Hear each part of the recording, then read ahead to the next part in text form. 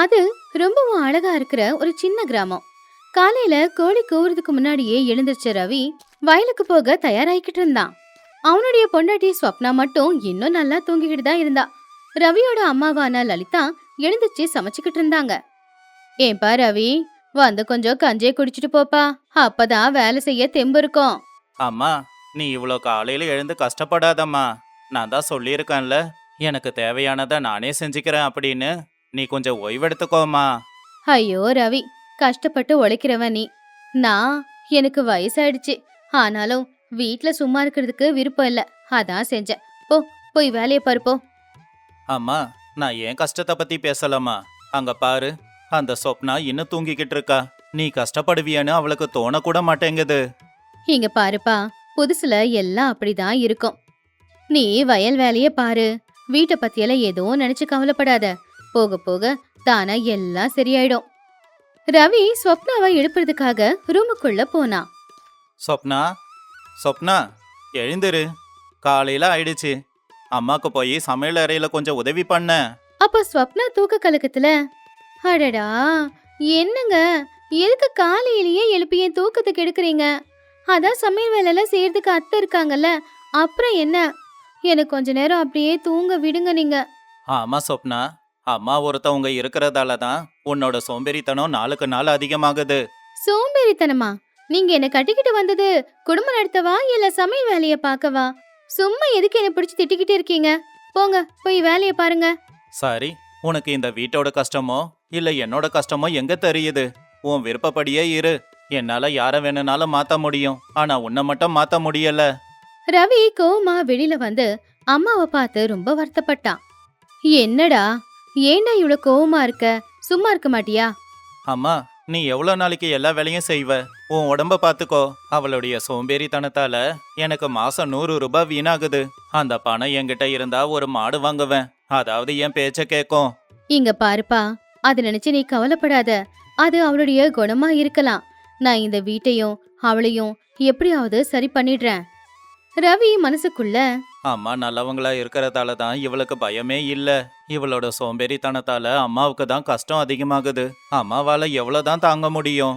அப்படின்னு நினைச்சுக்கிட்டு ரவி வயலுக்கு வேலைக்கே கிளம்பிட்டான். அடுத்த நாள் காலையில ரவி எழுந்துச்சு பார்க்கும்போது அவங்க அம்மா சமையலறையில இரும்பிக்கிட்டு செவுத்துல சாஞ்சு உட்காந்துருந்தாங்க. ஸ்வப்னா மட்டும் அவளுடைய ரூம்ல நல்லா படுத்து தூங்கிக்கிட்டு இருந்தா. ரவி எழுந்திருச்சு உடனே சமையலறைக்கு வந்தான். அம்மா, அம்மா என்னாச்சு? அம்மா, உடம்பெல்லாம் இப்படி சுடுது. உனக்கு ஜுரம் அடிக்குதா? ஏம்மா இவ்வளோ கஷ்டப்படுற? என் பேச்ச கேட்காம அவளோட வேலை எல்லாத்தையும் நீ எதுக்கு செய்யற? ஐயோ, ஒன்னும் இல்லப்பா, கொஞ்சமா ஜுரம்தான். காலையில எழுந்துச்சு நான் சமைக்கலனா அப்புறம் நாம சாப்பாட்டுக்கு என்ன பண்றது? நீ வயலுக்கு போ, எனக்கு ஒன்னும் இல்ல. சுடுதண்ணி வச்சிருக்கேன், அது குடிச்சா எனக்கு சரியா போயிடும். நீ எனக்காக கஷ்டப்படலாமா? அந்த சொப்னாவுக்காக கஷ்டப்பட்டுக்கிட்டு இருக்க. என் கண்ணு முன்னாடியே உனக்கு உடம்பு சரியில்லாம இருக்கும்போது எப்படி நான் வயலுக்கு போவேன்? இன்னைக்கு வயலுக்கு போகாம உன் கூட இருக்காமா? வேண்டாப்பா, நீ வயலுக்கு போ. எனக்கு என்ன, கொஞ்ச நேரம் தூங்கி எழுந்திருச்சா உடம்பு சரியாயிடும். நான் வேணுனா ஸ்வப்னாவை எழுந்திருச்சு வீட்டு வேலை எல்லாத்தையும் செய்ய சொல்றேன். நீ போ. அம்மா, நான் கிளம்புறேன். அப்படின்னு சொல்லி தூங்கிக்கிட்டு இருந்த ஸ்வப்னா பக்கத்துல போய், சொப்னா, அம்மாவை இன்னைக்கு ஜாக்கிரதையா பாத்துக்கோ. அம்மாவுக்கு சுடு தண்ணி வச்சு கொடு, மருந்து கொடு. ரவி மதிய நேரம் வயல்ல இருந்து வேலையை முடிச்சிட்டு வீட்டுக்கு வந்தான். வீட்டு வாசல்ல குப்பை அப்படியே இருந்துச்சு. அடுப்பங்கரையில அடுப்பும் எரியல, பாத்திரம் எல்லாம் போட்டது போட்டபடியே கிடந்துச்சு. அம்மா படுத்துக்கிட்டே இரும்பிக்கிட்டு இருந்தாங்க. பக்கத்துல ஸ்வப்னா நல்லா தூங்கிக்கிட்டு இருந்தா. அத பார்த்து ரவி ரொம்ப கோவமா, ஏய் சொப்னா, சமையல கூட செய்யலையா? அம்மாவுக்கு இவ்வளோ ஜுரம் அடிக்குது, ஒரு கிளாஸ் தண்ணி கூட கொடுக்கலையா? அட, எதுக்கு இப்படி கத்திக்கிட்டு இருக்கீங்க? எனக்கு ஒன்னும் பசிக்கல. உங்க அம்மாவுக்கு உடம்புக்கு முடியலன்னா நான் என்ன பண்ண முடியும்? நீ இவ்வளோ இரக்கம் இல்லாதவளா இருப்பேன்னு நான் கொஞ்சம் கூட நினைக்கல சொப்னா. என் அம்மாவுக்கு உடம்பு முடியல, உன்னால அவங்கள இப்ப கூட பாத்துக்க முடியாதா? நான் எதுக்கு செய்யணும்? டாக்டருக்கு பணம் கொடுத்தா அவரு வந்து சேவையை செஞ்சுட்டு போறாரு. நீங்க போய் டாக்டர் கூட்டிட்டு வாங்க. நீ என் பேச்ச கேட்க மாட்டே இல்ல? சரி, உன்னால அம்மாவுக்காக சாப்பாடு கூட செய்ய முடியலல்ல. நான் பக்கத்து வீட்டு ராஜம்மா கிட்ட சொல்லி சமைக்க சொல்றேன். அவங்க நம்ம நிலைமைய பார்த்து சிரிச்சாலும் சிரிக்கட்டும். எனக்கு அம்மாவுக்கு உடம்பு சரியாகணும். வேணாம், ராஜம்மா மட்டும் நம்ம வீட்டுக்கு வரக்கூடாது. அவங்க வந்து இங்க நடக்கிறத பார்த்தா ஊர் பூரா தண்டோரா போட்டுடுவாங்க. அப்புறம் எல்லாரும் என்ன சோம்பேறின்னு கிண்டல் பண்ணுவாங்க. ஊரே நம்மள பார்த்து சிரிச்சா சிரிக்கட்டும். நான் ராஜம்மாவை கூப்பிட தான் போறேன். அப்படின்னு ரவி வேகமா வெளியில போய் ராஜம்மாவை கூட்டான். ராஜம்மா கூட மங்கம்மாவும் சேர்ந்து வந்தாங்க. ராஜம்மா சமையல் அறையில சமைச்சுக்கிட்டு இருக்கும்போது மங்கம்மா லலிதாவுக்கு சேவைகளை செஞ்சுக்கிட்டு இருந்தா. ஸ்வப்னா அவங்க பேசுறத கேட்டுக்கிட்டு சோஃபால உட்காந்துக்கிட்டு இருந்தா. மங்கம்மா ராஜம்மா கிட்ட, ராஜம்மா, இந்த லலிதம்மா ரொம்ப நல்லவங்க. மருமக செய்ய வேண்டிய வேலை எல்லாத்தையுமே தனியா அவங்களே செய்யறாங்கல்ல, அதான் உடம்புக்கு முடியாம போச்சு. சரியா சொன்னடி மங்கம்மா. இந்த வீட்டுக்கும் மருமகன்னு ஒருத்தி வாச்சிருக்கா பாரு. வீட்டுக்கு வந்த மகாலட்சுமி சோம்பேறியா இருந்தா மகாலட்சுமின்னு சொல்ல மாட்டாங்க, மூதேவின்னு சொல்லுவாங்க. மாமியாருக்கு உடம்பு சரியில்லை, எழுந்துச்சு ஏதாவது வேலையை பார்த்தாள பாத்தியா? ஆமா ராஜம்மா, சோம்பேறி பொண்ணு இருக்கிற வீடு விளங்காம தான் போகும்னு சொல்லுவாங்க. எப்பவுமே சுறுசுறுப்பா இருக்கிற பொண்ணு இருக்கிற வீடு தான் கோவில் மாதிரி இருக்குமா. ஆனா இந்த பொண்ணால இந்த வீட்டுல யாருக்கும் நிம்மதி இல்ல. ஆமா மங்கம்மா, லலிதம்மா நல்லவங்க அப்படிங்கறதுனாலதான் இன்னும் இந்த பொண்ணு இந்த வீட்டுல இருக்கா. அவங்க மட்டும் கொஞ்சம் காரசாரமா இருந்திருக்கணும், அப்ப தெரிஞ்சிருக்கும் அவளுக்கு. இதை எல்லாத்தையும் கேட்டுக்கிட்டு இருந்த ஸ்வப்னாவுக்கு ரொம்பவும் கவலையா இருந்துச்சு. அவ சோம்பேறித்தனத்தினாலதான் மாமியாருக்கு உடம்புக்கு முடியாம போச்சு. ரவியும் கோச்சுக்கிட்டாரு. இது எல்லாத்துக்கும் நான் தான் காரணம் அப்படின்னு அவ மனசுக்குள்ள தெரிஞ்சுக்கிட்டா. அடுத்த நாள் கோழி கூவுறதுக்கு முன்னாடியே ஸ்வப்னா கண் முழிச்சான். நேத்து நடந்தது எல்லாமே அவளுடைய மனசுக்குள்ள ஓடிக்கிட்டே தான் இருந்துச்சு. அவ எழுந்திருக்கலான்னு முயற்சி பண்ணாலும் அவ சோம்பேறித்தனம் அவளை எழுந்திருக்க விடல. அப்ப ஸ்வப்னா எழுந்திருச்சு, ஐயோ என்ன இது இவ்வளவு குளிரா இருக்கு, பேசாம இன்னும் கொஞ்ச நேரம் படுத்துக்கலாமா? வேணாம் வேணாம், அப்புறம் அந்த ராஜம்மா மங்கம்மா 2 பேரும் வந்து இன்னும் அவமானப்படுத்துவாங்க. நான் எழுந்திரிச்சிடுறேன்ப்பா அப்படி நினைச்சுக்கிட்டு ஸ்வப்னா எழுந்திருச்சு வெளியில வந்தா. வீடு எல்லாமே போட்டபடியே கிடந்துச்சு. உடனே அவ தொடப்பத்தை எடுத்து முதல்ல வீட்டு வாசல பெருக்கிக்கிட்டு இருந்தா. அந்த நேரத்துல எழுந்திருச்ச ரவி வெளியில வந்து பார்த்தான். வெளியில ஸ்வப்னா கோலம் போட முயற்சி பண்ணிக்கிட்டு இருந்தா. அப்போ அதை பார்த்த ரவி, சொப்னா, நீயா? நீ விடிய காலையில எழுந்திருக்கியா? என் கண்ணை என்னால நம்பவே முடியலையே. ஆமா, இந்த மாற்றம் எப்படி வந்துச்சு? என்ன மன்னிச்சிடுங்க, என் சோம்பேறித்தனத்தினாலதான் இவ்வளவு பிரச்சனையும். உங்களுக்கும் கஷ்டம், அதுலயும் முக்கியமா பாவம் அத்தைக்கு ரொம்ப கஷ்டம். இதுக்கெல்லாம் நான் தான் காரணம்னு நான் புரிஞ்சுக்கிட்டேங்க. தயவு செஞ்சு என்ன மன்னிச்சிடுங்க. ஐயோ சொப்னா, மன்னிப்பெல்லாம் எதுக்கு? நீ மாறணும்னு நினைக்கிறதே பெரிய விஷயம். ஆமா, நிஜமாவே நீ மாறிடுவியா? ஆமாங்க, நேத்து ராஜம்மா மங்கம்மா 2 பேரும் பேசிக்கிட்டு இருந்ததை நான் கேட்டேன். சோம்பேறித்தனம் நம்ம வீட்டு கௌரவத்தையே தெருவுக்கு இழுத்துட்டு வருதுன்னு சொன்னாங்க. இனி நம்ம வீட்டு கௌரவம் போக கூடாது, அத்தைக்கும் உடம்புக்கு முடியாம போக கூடாது. இனிமே வீட்டு வேலை எல்லாத்தையும் நானே பாத்துக்கிறேன் அப்படின்னு சொல்லி ஸ்வப்னா உள்ள போயிட்டா. மனசுக்குள்ளேயே ரவி ரொம்ப சந்தோஷப்பட்டுக்கிட்டு இருந்தான். ஸ்வப்னா சமையல் அறையில இருக்கும்போது அப்பதான் லலிதம்மா எழுந்திருச்சு வந்தாங்க. அம்மாடி ஸ்வப்னா, இவ்வளவு சீக்கிரமா எழுந்திருச்சிட்டியாமா? என் மருமக இந்த அளவுக்கு அழகா வேலை பாப்பான்னு நான் கொஞ்சம் கூட நினைச்சு பார்த்ததில்லம்மா. அத்தை, என்ன மன்னிச்சிடுங்க, என்னாலதான் உங்களுக்கு உடம்புக்கு முடியாம போச்சு. இனிமே நீங்க எந்த வேலையும் செய்ய வேண்டாம் அத்தை, நீங்க ஓய்விடுங்க, எல்லா வேலையும் நான் பாத்துக்கிறேன். ஸ்வப்னா, நீ மாறினதை பார்க்கும்போது எனக்கு உண்மையிலேயே வந்த ஜுரம் எல்லாம் பறந்து போன மாதிரி இருக்கு. எனக்கு ரொம்ப சந்தோஷமா இருக்குமா. அப்பதான் ரவி அங்க வந்தான். அட சொப்னா, உன்கிட்ட இவ்வளோ பெரிய மாற்றம் வரும்னு நான் நினைக்கவே இல்லை. அம்மா, நீ இனிமே நிம்மதியா ஓய்வெடுக்கலாம். அத்தை, நீங்க போய் உட்காருங்க, காஃபி போட்டு கொண்டு வரேன். அதுக்கப்புறம் நான் வீட்டு வேலை எல்லாத்தையுமே வேகமா முடிச்சிடுறேன். சோம்பேறித்தனத்தை விட்ட இந்த முதல் நாள் எல்லாத்தையும் நான் சீக்கிரமா செய்வேன்.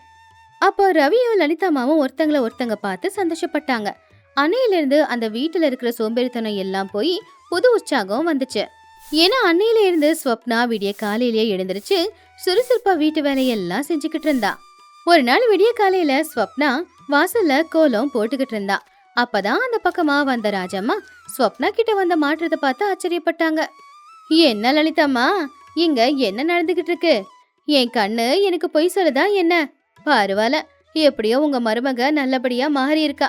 அந்த வகையில இப்போ நீங்க கொடுத்து வச்சவங்க தான். ஆமா ராஜம்மா, என் மருமகளாவே அவளுடைய மனச மாத்திக்கிட்டா. சோம்பேறித்தனம் தப்பான ஒரு முடிவு, ஆனா ஒரு நல்ல முடிவு எடுக்கும் போது ஒரு நல்ல மாற்றம் வரும் இல்லையா? ராஜமத்த, நீங்க தானே என்ன சோம்பேறின்னு சொன்னீங்க. அந்த வார்த்தை தான் என்ன மாத்துச்சு. கஷ்டப்பட்டு உழைக்கிற பொண்ணு வீட்டுல இருந்தா வீடு சொர்க்கமாகுமா. எங்க வீடு சொர்க்கமாச்சுல்ல. அதை கேட்டு ராஜம்மா ரொம்பவும் ஆச்சரியப்பட்டாங்க. ஒரு நாள் வயல்ல ரவி வேலை செஞ்சுட்டு வீட்டுக்கு வர வழியில வீட்டு வாசல்லையே மயக்க போட்டு விழுந்துட்டான். அப்போ ஸ்வப்னா வேகமா ஓடி வந்து, ஐயோ என்னங்க ஆச்சு? உடம்பெல்லாம் ஏங்க இப்படி கொதிக்குது? அத்த அத்த சீக்கிரமா வாங்க. அப்போ லலிதம்மாங்க வந்து, ஐயோ ரவி, ஏன்டா இப்படி எல்லாம் பண்ற? இன்னைக்கு உன்னை வயலுக்கு போக கூடாதுன்னு நான் காலையிலேயே சொன்னல. போ, போய் படுத்துக்க போ. சொப்னா, என் உடம்புல பலம் இல்ல. வயல் வேலைலாம் பாதியில நிக்குது. நீங்க ஒன்னும் கவலைப்படாதீங்க. நீங்க வீட்ல ஓய்வு எடுத்துக்கோங்க. இன்னையில இருந்து பேசாம நானே வயல் வேலைக்கு போயிடுறேன். நீயா? நீ வயலுக்கு போறியா? உன்னால அவ்வளோ கஷ்டப்பட முடியுமா? இதுல என்ன இருக்குங்க? நீங்க எனக்கு எல்லா வேலையும் கத்து கொடுத்துருக்கீங்க. உங்களால செய்ய முடியும் போது என்னால செய்ய முடியாதா என்ன? நீங்க வீட்ல ஓய்வு எடுத்துக்கோங்க. எல்லா வேலையும் நானே பாத்துக்கிறேங்க அப்படின்னு சொல்லி அடுத்த நாள்ல இருந்து ஸ்வப்னா தான் வயலுக்கு போனா. ஆம்பளைங்களுக்கு ஈடு கொடுத்து அவ வயல்ல வேலை செஞ்சுக்கிட்டு இருந்தா. வீட்டு வேலை, வயல் வேலை, மாடுங்களை பாத்துக்கிறது எல்லாத்தையும் செஞ்சா. ஒரு நாள் வயல் கிட்ட மங்கம்மா ராஜம்மா, ராஜம்மா பாத்தீங்களா, ஸ்வப்னா வயல்ல இறங்கி வேலை செய்யறா. இத பாக்குறதுக்கு உண்மையிலே ஆச்சரியமா தான் இருக்கு. இனி அவளுடைய குடும்பம் நல்லா இருக்க போகுது. ஆமாமா, இப்ப அந்த அம்மா மகாலட்சுமி தான். அப்போ ஸ்வப்னா வயல்ல வேலை செய்யும் போது மனசுக்குள்ள, இப்பதான் உண்மையிலேயே மனசுக்கு ரொம்ப சந்தோஷமா இருக்கு. என்னோட சோம்பேறித்தனம் போச்சு. கஷ்டப்பட்டு உழைக்கிறதுனால ஊர்ல மரியாதையும் இருக்கு. என் புருஷனுக்கு உதவி செஞ்சேங்கிற திருப்தியும் இருக்கு. ஸ்வப்னா சாயந்தரம் வீட்டுக்கு வரும்போது ரொம்ப அசதியா தான் இருந்தா. ஆனா அவளுடைய முகத்துல ஒரு சந்தோஷம் இருந்துச்சு. அப்போ ரவி ஸ்வப்னாவை கூப்பிட்டு, சொப்னா, வா. உனக்கு ரொம்ப கஷ்டமா இருந்துச்சா? ஐயோ, கஷ்டப்பட்டு உழைக்கிறது உடம்புக்கு நல்லா தாங்க இருக்கு. நீங்க இப்படி ஓய்வு எடுத்துக்கோங்க. நான் போய் சாப்பாடு செஞ்சு கொண்டு வரேன். 2 நாளுக்கு அப்புறமா ரவிக்கு கொஞ்சம் கொஞ்சமா உடம்பு குணமாச்சு. அவன் தெம்பா எழுந்துச்சு உக்காந்தான். ஸ்வப்னா விடிய காலையிலேயே எழுந்திருச்சு சமையல் வேலை எல்லாத்தையுமே செஞ்சுக்கிட்டு இருந்தா. வீடும் இப்ப ரொம்ப சுத்தமா இருந்துச்சு. லலிதம்மா ஓய்வு எடுத்துக்கிட்டு இருந்தாங்க. அப்போ ரவி ஸ்வப்னா கிட்ட வந்து, சொப்னா, இன்னும் வேலை செஞ்சுக்கிட்டு இருக்கியா? இப்ப எனக்கு உடம்பு நல்லா இருக்கு. நான் வயலுக்கு போக போறேன். ஏங்க, இன்னும் உடம்பு உங்களுக்கு முழுசா குணமாகல. இன்னும் ஒரு நாள் ஓய்வு எடுத்துக்கோங்க. நான் வயல் வேலையை முடிச்சிட்டு இப்பதாங்க வந்தேன். வயலுக்கு போயிட்டு வந்தியா?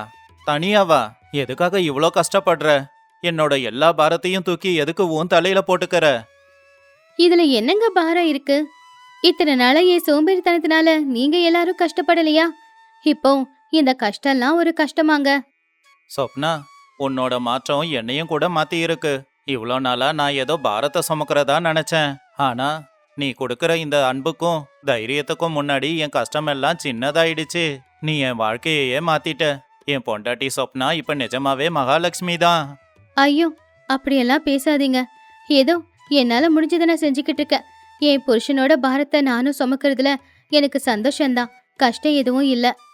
ஒரு நாள் சாயந்தர நேரம் ஸ்வப்னா, லலிதம்மா, ரவி 3 பேரும் திண்ணையில உட்காந்துருந்தாங்க. ரவி, இப்போ நான் ரொம்ப சந்தோஷமா இருக்கேன்ப்பா. என் மருமக அவ செஞ்ச தப்ப புரிஞ்சுக்கிட்டு சோம்பேறித்தனத்தை முழுசா விட்டுட்டா. இனி எனக்கு எந்த கவலையும் இல்ல. அம்மா, இந்த மாற்றத்துக்கு நீதான் காரணம். நீ நல்லபடியா நடந்துகிட்டதால தான் சொப்னா தன்னைத்தானே திருத்திக்கிட்டா. அம்மாடி ஸ்வப்னா, உண்மையிலேயே இன்னைக்கு நீ என் வீட்டுக்கு மகாலட்சுமியாதாம இருக்க. நான் சொல்றதெல்லாம் ஒண்ணுதான். கஷ்டப்பட்டு உழைக்கிறவங்க என்னைக்குமே வாழ்க்கையில ஜெயிப்பாங்க. சோம்பேறித்தனம் எப்பவுமே இருக்கக்கூடாது. நீங்க சொன்னது உண்மைதான் அத்தை. ஆமாமா, சோம்பேறித்தனம் நம்ம எல்லாரையுமே அழிச்சிடும். எப்பவுமே உடம்புல சுறுசுறுப்பு இருக்கணும். அதே மாதிரி புருஷன் பொண்டாட்டி அப்படிங்கிறவங்க ஒருத்தங்களுக்கு ஒருத்தங்க உதவி செஞ்சுக்கிட்டு அனுசரிச்சுக்கிட்டு வாழும்போதுதான் வாழ்க்கை நல்லா இருக்கும். ஆமாம்மா, மனைவியும் கூட உழைச்சா கணவனுக்கு 2 மடங்கா உற்சாகம் வரும். இப்ப எனக்கு எந்த கஷ்டமும் இல்ல. ரவியும் சொப்னாவும் ஒருத்தங்க பார்த்து சந்தோஷமா சிரிச்சுக்கிட்டாங்க. இப்ப அவங்க கஷ்டமே அவங்களுக்கு சந்தோஷத்தை கொடுத்துச்சு. ஒரு காலத்துல ஆத்தங்கரையோரமா இருக்கிற ஒரு அழகான கிராமத்துல ராமு சோமு அப்படிங்கிற அண்ணன் தம்பிங்க வாழ்ந்துகிட்டு இருந்தாங்க. அவங்க 2 பேரும் ஒரே தாய் பிள்ளைங்களா இருந்தாலும் கூட அவங்களுடைய குணங்கள் வேற. பெரியவன் ராமுவுக்கு உலக அறிவு அதிகம். யார்கிட்ட எப்படி பேசணும்னு அவனுக்கு நல்லாவே தெரியும். ஆனா கொஞ்சம் சுயநலவாதி. சின்னவனான சோமு கள்ளக்கபடம் இல்லாத அப்பாவி மனுஷன்.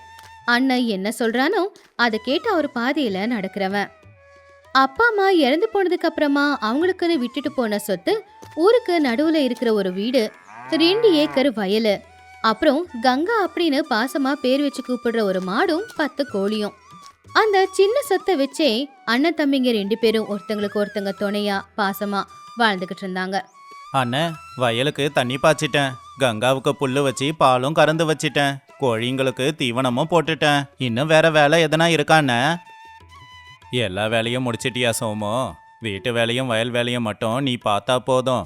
நான் சந்தைக்கு போய் விளைச்சலுக்கு என்ன விலை கொடுக்குறாங்கன்னு பார்த்துட்டு வரேன். வெளியில நிலைமை ரொம்ப மோசமா இருக்கு. நீ அப்பாவி, உன்னை ஏமாத்திடுவாங்கடா. அதனால நீ வீட்டுல பத்திரமா இரு. வெளி வேலை எல்லாத்தையும் நான் பார்த்துக்கறேன். இப்படி சோமு வீட்டு வேலை வயல் வேலை எல்லாத்தையும் பார்த்துக்கிட்டு இருக்கும்போது ராமு வெளிய வேலைகளை பார்த்துக்கிட்டு இருந்தான். எப்படி அவங்க வாழ்க்கை நல்லபடியா போய்கிட்டு இருக்கும் போதே சில நாட்களுக்கு அப்புறமா அவங்க 2 பேருக்கும் கல்யாணம் ஆச்சு. ராமுவுக்கு பக்கத்து ஒரு ஜமீன்தாருடைய ஒரே ஒரு பொண்ணான சுவர்ணா கூட கல்யாணம் நடந்துச்சு. சுவர்ணா பார்க்க ரொம்பவும் அழகு. ஆனா அவளுடைய சொத்து, அவங்க அப்பாவோட அதிகாரம், இது எல்லாமே இருந்ததுனால அவளுக்கு திமிரு ரொம்ப அதிகமா தான் இருந்துச்சு. சோமுவுக்கு அதே ஊரை சேர்ந்த ஒரு சாதாரண விவசாயியோட பொண்ணு சுமதி கூட கல்யாணம் ஆச்சு. சுமதி பணக்கார வீட்டு பொண்ணு இல்ல, அவளுக்குன்னு சொத்து பத்து எதுவுமே இல்லைனாலும் அறிவுலையும் அடக்கத்திலையும் அவ பெரிய பணக்காரி. அவளுடைய முகம் கலையா இருந்துச்சு. அவ முகத்துல ஒரு சிரிப்பும் எப்பவுமே இருக்கும். ஆனா 2 பொண்ணுங்க எப்ப அந்த வீட்டுல காலடி எடுத்து வச்சாங்களோ 2 சகோதரர்களுக்கு நடுவுல இருந்த அந்த அன்பு உடைஞ்சு போச்சு. என்ன சுமதி, இன்னும் பால் காய்ச்சலையா? எனக்கு காலையிலே பால் குடிக்கிற பழக்கம் இருக்குன்னு தெரியல. போ, காய்ச்சி கொண்டு வா. ஆ சரிக்கா, இதோ இப்பவே கொண்டு வரேன். ஏங்க, இந்த வீடு எனக்கு சுத்தமா பிடிக்கல. ஒரே மண்ணு. இந்த வீட்ல தான் உன் தம்பி பொண்டாட்டியும் வேற இருக்கா. நாமளும் இங்கதான் இருக்கணுமா என்ன? இத்தனை நாளா நாம இங்க தானே இருந்தோம், பொறுத்துக்கோ. உங்களுக்காக பொறுத்து போறதுக்கா எங்க அப்பா உங்களுக்கு கட்டி கொடுத்தாரு? நான் ஜமீன்தார் வீட்டு பொண்ணு. உங்க தம்பிக்கிட்டயும் தம்பி பொண்டாட்டிக்கிட்டயும் சொல்லுங்க, இந்த வீட்டு வேலையெல்லாம் இனிமே அவங்க தான் செய்யணும். நான் மகாராணிய வாழ வந்தவ. அன்னையிலிருந்து சோமு சுமதியோட வாழ்க்கையே நரகமாயிடுச்சு. சுவர்ணா வார்த்தைகளாலேயே அவங்க 2 பேரையுமே கஷ்டப்படுத்த ஆரம்பிச்சா.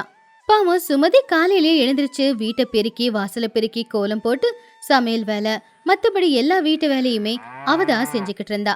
இன்னொரு பக்கம் சோமு காலையில எழுந்திரிச்சதும் வயலுக்கு போய் அங்க கஷ்டப்பட்டு வயல் வேலைகள் எல்லாத்தையும் அவன் தான் செஞ்சுக்கிட்டு இருந்தான்.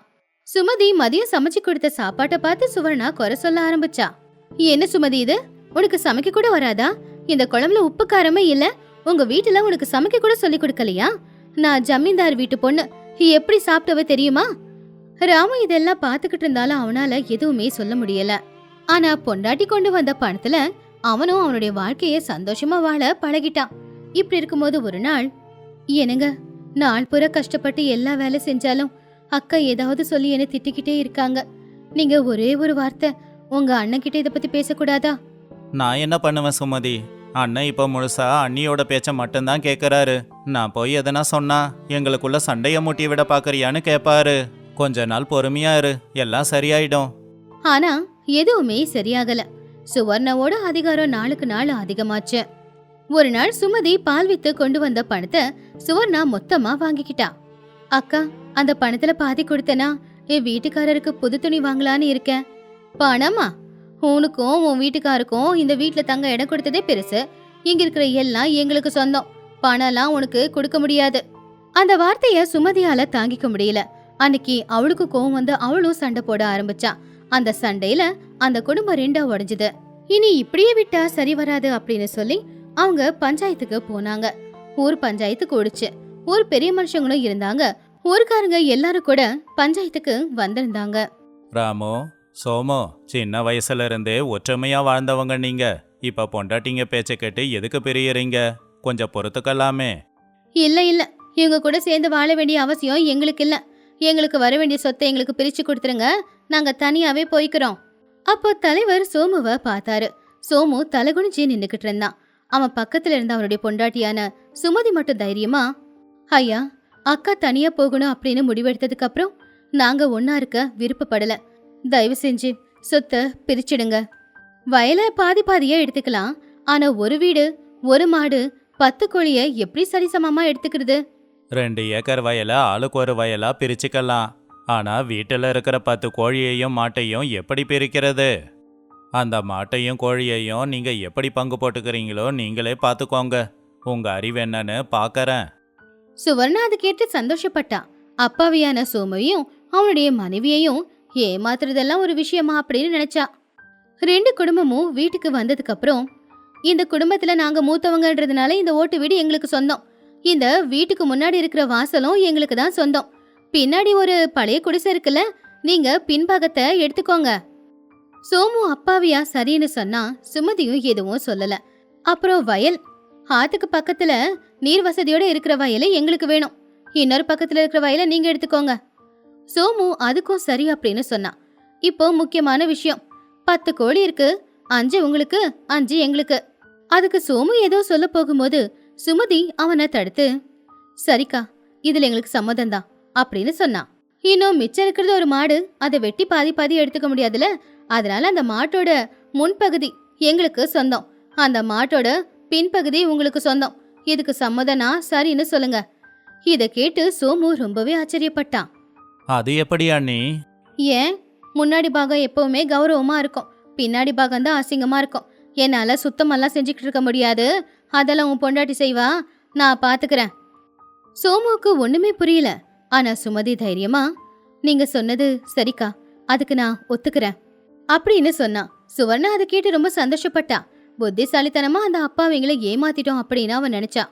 சோமுவும் சுமதியும் அவங்களுக்காக இருந்த அந்த சின்ன குடிசைக்குள்ள போயிட்டாங்க. பாத்தியா சுமதி, அண்ணனை இத்தனை நாளா நம்பி இருந்ததுக்கு 2 பேரும் சேர்ந்து என்ன நடுத்தெருவுக்கு கொண்டு வந்துட்டாங்க. நமக்கு கடவுள் 2 கையையும் 2 காலையும் உழைக்கிறதுக்காக கொடுத்துருக்கான். வீடும் இருக்கு, வயலும் இருக்கு, கோழியும் இருக்கு, மாடும் இருக்கு. அப்புறம் என்ன கவலை, வாழ்ந்துக்கலாங்க அப்படின்னு சுமதி சொன்னதை கேட்டு சோமுவுக்கும் மலை போல தைரியம் வந்துச்சு. அடுத்த நாள் காலையில இருந்து சுமதி அவனுடைய அறிவை பயன்படுத்த ஆரம்பிச்சா. காலையில எழுந்துச்சு சுமதி போய் கங்காவை குளிக்க வச்சு பால் கறந்து அந்த பாலை கொண்டு போய் வித்து அதுல வந்த பணத்தை அவ வீட்டு செலவுக்காக வச்சுக்கிட்டா. கங்கா போட்ட சாணத்தை கொண்டு போய் வயல்ல உரமா பயன்படுத்தினா. சுவர்ணா காலையில எழுந்துச்சு வந்து பார்த்து ரொம்பவும் ஆச்சரியப்பட்டா. ஏன்னா சோமு கங்கா, அதாவது மாட்டோட முன்பகுதிக்கு சாப்பாடு போட்டுக்கிட்டு இருந்தான். என்ன சோமு, என்ன பண்ணிட்டு இருக்க? கங்காவுக்கு சாப்பாடு போடுறேன். அதோட முன்பகுதி எனக்கு சொந்தம், அதுக்கு சாப்பாடு போட வேண்டியதும் நான் தான். நீ எதுக்கு போட்டுக்கிட்டு இருக்க? மன்னிச்சிடுக்கா, கங்கா பசியோட இருக்காளேன்னு அவர் தெரியாம போட்டுட்டாரு. கணக்குப்படி முன்பகுதி உனக்கு தான் சொந்தங்கிறதுனால தினமும் தவறாம வந்து கங்காவுக்கு சரியா சாப்பாடு கொடுத்துரு. நான் கங்காவோட பின்பகுதி எல்லாத்தையும் பாத்துக்கிறேன் அப்படின்னு தைரியமா சுமதி சொன்னதை கேட்டு சுவர்ணா ஆச்சரியப்பட்டா. ஏன்னா அப்பதான் அவளுக்கு புரிஞ்சுது அவ எவ்வளவு பெரிய தப்பு பண்ணிருக்காங்கிறது. இப்போ சுவர்ணா கங்காவுக்கு சாப்பாடு மட்டும் தான் கொடுக்கணும், அவளுக்கு எந்த பயனும் இல்ல. ஏன்னா மாடு சாணம் போடுறதோ பால் கறக்குறதோ பின்பகுதியில இல்லையா. வேற வழி இல்லாம தினமும் அந்த மாட்டுக்கு தீவனத்தை மட்டும்தான் சுவர்ணா போட்டுக்கிட்டு இருந்தா. இப்படியே நாட்களும் போச்சு. சுமதியும் சோமுவும் வயல்ல கஷ்டப்பட்டு உழைச்சு விளைச்சல விளைய வச்சது மட்டும் இல்லாம கங்கா கொடுக்கிற பாலையை கொண்டு போய் வித்து பணத்தை சம்பாதிச்சாங்க. சோமுவோட வயல் மட்டும் விளைச்சலோட பார்க்க பச்சை பசேல்னு இருந்துச்சு. ஆனா ராம சுமர்ணாவோட நிலைமை கவந்து போச்சு. கங்காவுக்கு புல்லு கொண்டு வந்து போடவே அவங்க சம்பாதியம் சரியா இருந்துச்சு. சுவர்ணாவோட திமிரு, அகங்காரம் எல்லாமே இப்போ அடங்கி போயிடுச்சு. பாத்தியா, இப்போ உனக்கு சந்தோஷமா? உன் பேராசையால எல்லாத்தையும் இழந்துட்டேன். ஆனா என் தம்பியும் அவன் பொண்டாட்டியும் ரொம்ப சந்தோஷமா இருக்காங்க. ஆனா நாம வயிற்றுக்கு சாப்பாடு இல்லாம தவிக்கிறோம்.